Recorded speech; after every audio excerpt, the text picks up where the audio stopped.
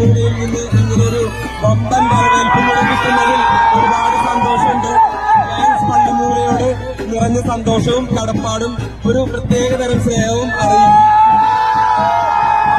കിട്ടുകയാണ്. അപ്പൊ thank you gangs Pallimoola, thank you gangs Pallimoola.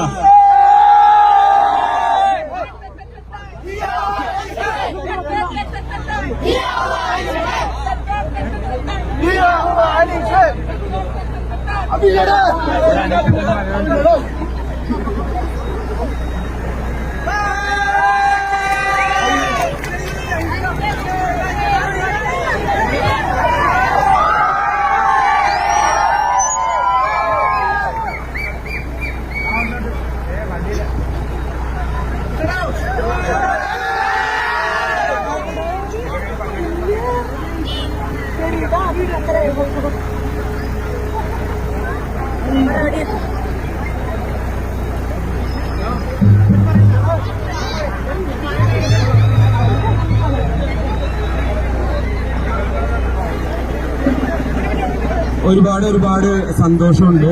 നിങ്ങളൊക്കെ ഇവിടെ ഇങ്ങനെ കാണുമ്പോ ഞാൻ ജനിച്ചു വളർന്ന എന്റെ നാടാണ്, എന്റെ കാൽപ്പാടുകൾ പതിഞ്ഞ നാടാണ്, എന്റെ ഏറ്റവും അടുത്ത ആളുകളാണ്, എന്റെ സ്വന്തക്കാരാണ്, എന്റെ പറയൽ ഫാമിലിയാണ്. അപ്പോ നിങ്ങളുടെ എല്ലാവരുടെയും സന്തോഷവും സ്നേഹവും ഒക്കെ കാണുമ്പോൾ തീർച്ചയായിട്ടും എന്താണ് ഈ അവസരത്തിൽ നിങ്ങളോടൊക്കെ പറയേണ്ടത് എന്നറിയില്ല. ആക്ച്വലി സത്യത്തില് ബിഗ് ബോസിലേക്ക് ഇങ്ങനെ ഒരു അവസരം കിട്ടുമ്പോ എനിക്ക് ആരോടും പറഞ്ഞു പോകാൻ പറ്റുമായിരുന്നില്ല. കാരണം അത്രയും വളരെ കോൺഫിഡൻഷ്യൽ ആയിട്ടുള്ളൊരു കാര്യമായിരുന്നു. അപ്പൊ അതുകൊണ്ട് തന്നെ അത് ആരോട് പറയരുത് എന്നുള്ളതായിരുന്നു. അപ്പൊ ഞാനിങ്ങനെ എന്റെ സ്വന്തക്കാരോട് പോലും, എന്റെ വീട്ടുകാരെ ഒഴിച്ച് എന്റെ സ്വന്തക്കാരോട് പോലും എനിക്ക് പറയാനായിട്ട് സാധിച്ചില്ല.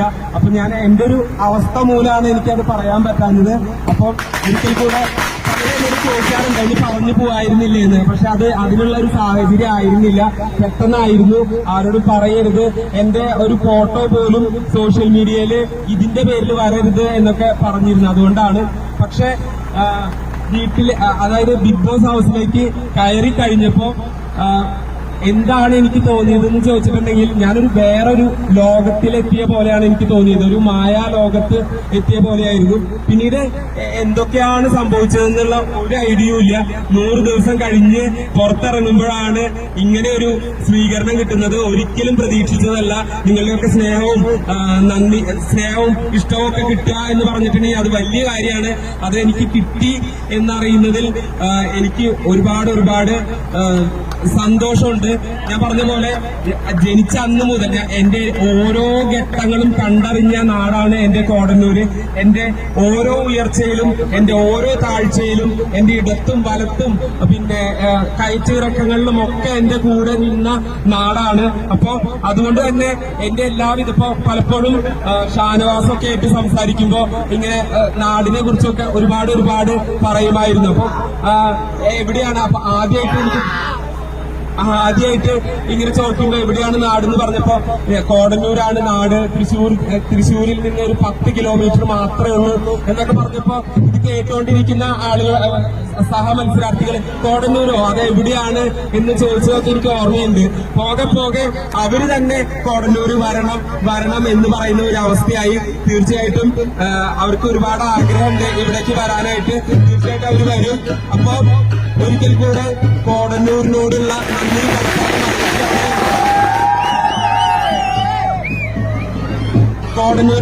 നന്ദിയും കടപ്പാട് അറിയിക്കുകയാണ്. പിന്നെ എന്റെ തറയിൽ ഫാമിലി, അപ്പൊ അവരും എന്റെ ഈ ഒരു യാത്രയിൽ എന്റെ കൂടെ നിന്നു. അപ്പൊ അവരോടുള്ള നന്ദിയും അറിയിക്കുന്നു. പിന്നെ ഗാങ്സ് പള്ളിമൂലയോടുള്ള നന്ദി അറിയിക്കുന്നു, ഇത്രയും വലിയൊരു മൊമെന്റൊക്കെ തന്നതിന്. പിന്നെ സർവോപരി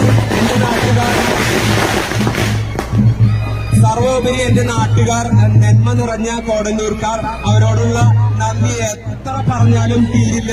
നമ്മുടെ നാടിന്റെ പേര്, കോടന്നൂരിന്റെ പേര് ലോക ചരിത്രത്തിൽ അടയാളപ്പെടുത്തുന്ന ഞാൻ കാര്യമായിട്ടാണ് കേട്ടോ പറയുന്നത്. ഇപ്പൊ ഞാൻ വിചാരിച്ചിട്ട് കോടന്നൂരിനെ ഇത്ര പോപ്പുലർ ആക്കാൻ പറ്റും. ഇവിടെ നിൽക്കുന്ന ഓരോരുത്തരും അങ്ങനെ വിചാരിക്കുകയാണെങ്കിൽ തീർച്ചയായിട്ടും ലോക ചരിത്രത്തിൽ ഏറ്റവും തിളക്കമാർന്ന ഒരു ഗ്രാമമായിട്ട് കോടന്നൂർ മാറും. ഉറപ്പാണ്. അങ്ങനെ തന്നെ ആവണമല്ലേ? അപ്പൊ തീർച്ചയായിട്ടും പറ്റും. അപ്പൊ നമുക്ക് ഒരുമിച്ച് അതിനുവേണ്ടി ശ്രമിക്കാം. ഓക്കെ.